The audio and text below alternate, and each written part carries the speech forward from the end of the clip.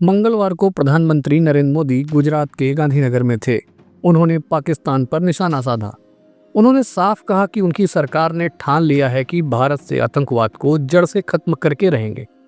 ये बातें उन्होंने गांधीनगर के महात्मा मंदिर में 5,536 करोड़ के प्रोजेक्ट का उद्घाटन करने के बाद एक रैली में कही। मोदी ने बताया, मैं पिछले 2 दिनों से गुजरात में ही हूँ। कल मैं वडोदरा, दाहोद, भुज और अहमदाबाद था और आज सुबह गांधीनगर आया। जहाँ भी गया ऐसा लगा जैसे देशभक्ति की लहर दौड़ रही हो, मानो केसरिया जोश का सैलाब उमड़ पड़ा हो। कश्मीर और आतंकवाद पर पीएम मोदी ने सीधा वार किया। 1947 में ही कश्मीर में घुसपैठ करने वाले आतंकियों को खत्म कर दिया होता तो आज ये नौबत नहीं आती।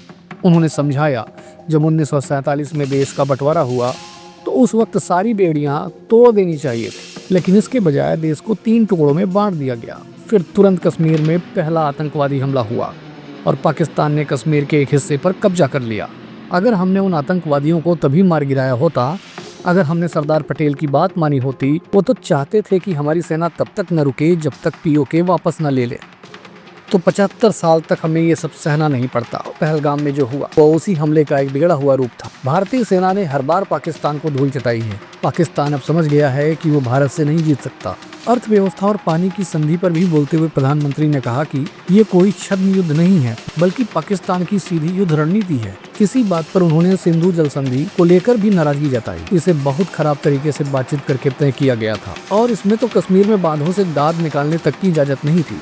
आर्थिक मोर्चे पर पीएम मोदी ने कहा, 26 मई 2014 को मैंने पहली बार प्रधानमंत्री पद की शपथ ली थी। उस समय भारत की अर्थव्यवस्था 11वें नंबर पर थी। आज भारत दुनिया की 4थी सबसे बड़ी अर्थव्यवस्था बन गया है। ये हम सबके लिए गर्व की बात है, जब हम जापान से भी आगे निकल गए हैं। मुझे आज भी पूरे देश का वो जोश याद है जब हम 6ठे नंबर से 5वें पर आए थे, जब भारत ने यूनाइटेड किंगडम को पीछे छोड़ दिया था। उसी देश ने हम पर 250 साल राज किया था।